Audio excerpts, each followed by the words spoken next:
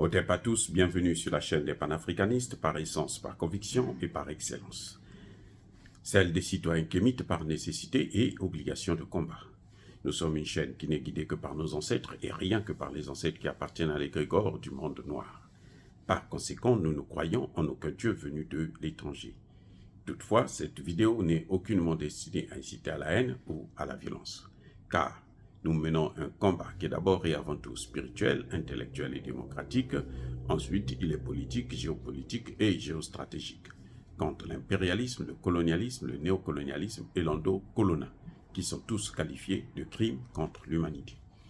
Nous menons ce combat sur la base du principe fondamental que nous avons hérité de nos ancêtres kémites, qui est celui de la Mahat, c'est-à-dire solidarité, vérité et justice.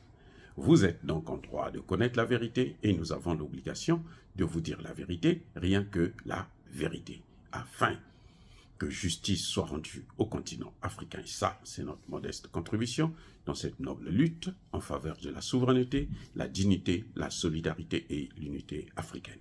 C'est exactement ça que nous appelons le panafricanisme. Bien-aimés frères et sœurs, dans la guerre entre la Chine et les États-Unis optent pour une solution malheureuse. C'est du jamais vu. Et il faut être Joe Biden pour prendre de telles dispositions. Que veulent les États-Unis actuellement? Que demandent les États-Unis actuellement à la Chine? Ils demandent à la Chine de cesser d'investir en Afrique. Écoutez bien.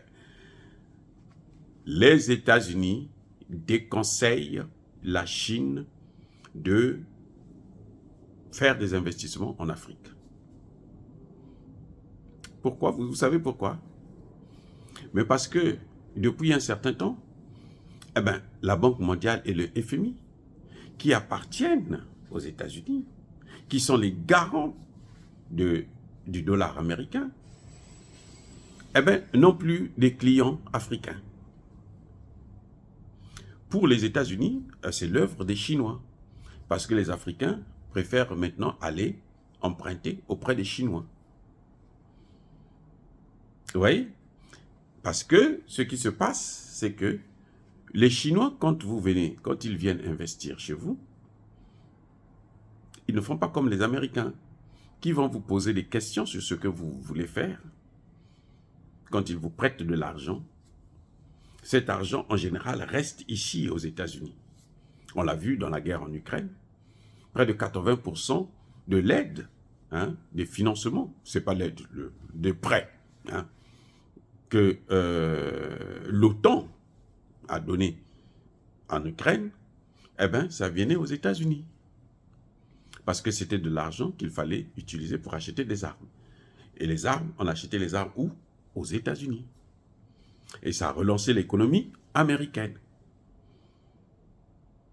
Et les Africains, quand ils viennent prendre des prêts à la Banque mondiale et au FMI, les États-Unis ont le contrôle de la situation et ils posent des conditionnalités de telle sorte que ces pays-là ne puissent jamais être indépendants, qu'ils puissent toujours dépendre d'eux. Parce que, en s'endettant chez eux, ils ne vont pas pouvoir payer la dette et eux, ils vont continuer à leur multiplier leurs dettes et ils vont bien entendu avoir le contrôle sur ces États. C'est ce qui fait que eux, ils aiment, vous l'avez constaté, même les Français, ils vont vous conseiller, oh, allez-y au FMI. C'est pour aller prendre le dollar. Et dans ce dollar que vous prenez là, les Américains ont une partie. Et ce que vous amenez chez vous là, ça part d'abord en France, pour les pays francophones, qui utilisent le CFA. Et la France prend sa part. Le peu qu'on vous donne là, les Américains disent, bon, vous n'allez pas investir pour acheter des machines, par exemple, pour l'agriculture. C'est pour ça que vous voyez que l'agriculture chez nous est faible. On n'arrive pas à atteindre l'autosuffisance alimentaire parce que nous avons mené des politiques où il nous était interdit d'acheter des machines, par exemple, pour faire l'agriculture à grande échelle. C'est ça le problème que nous avons eu avec le FMI et la Banque mondiale dans tous les pays africains et notamment ceux de la zone franc CFA. Maintenant, les Chinois, quand ils arrivent, à la différence des Américains, eux, ils ne vous posent même pas des questions sur ce que vous allez faire de l'argent. Si vous prenez, vous mettez dans vos poches, tant pis pour vous. Après, vous serez obligé de payer. Si vous ne payez pas, ils viennent prendre, saisir un certain nombre de biens, de terres, ils prennent les matières premières et puis s'en vont avec.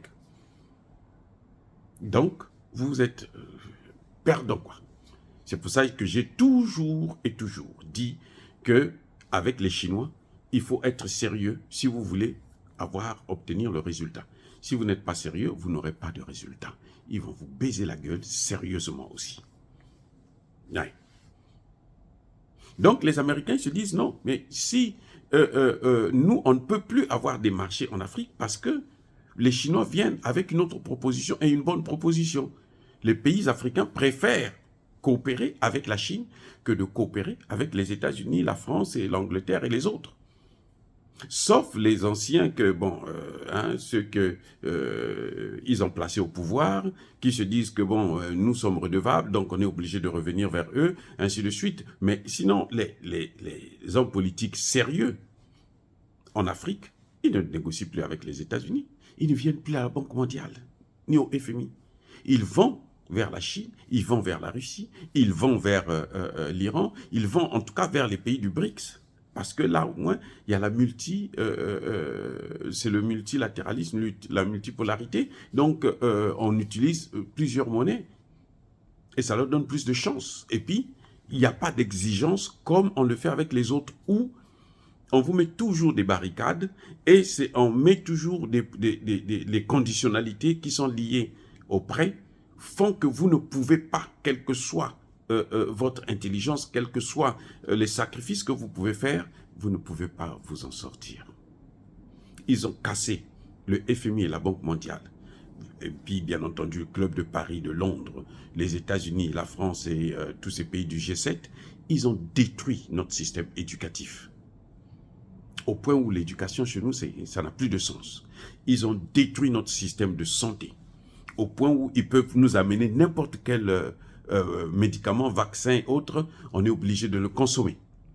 Et je veux vous garantir, vous dire, si vous ne le savez pas, près de 60% des médicaments qui viennent en Afrique sont des faux médicaments. Bref, donc cette coopération ne nous fait que du mal, ça ne nous arrange pas du tout. Et c'est ce que les Américains jusqu'à présent ne comprennent pas. Maintenant, beaucoup des pays, de plus en plus, sont en train de comprendre que mais ce système-là ne marche pas, il faudrait qu'on arrête avec ça.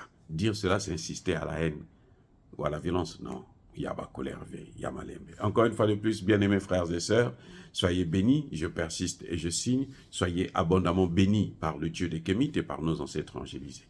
Mais que tous ceux qui persécutent le continent africain le pillent et le déstabilisent, qu'ils soient noirs, blancs, chinois, arabes, juifs, indiens, qui qu'ils soient punis, maudits, foudroyés, neutralisés, écrasés, effacés par le Dieu des Kémites et par nos ancêtres angélisés. Vive l'Afrique éternelle, j'ai dit et j'assume.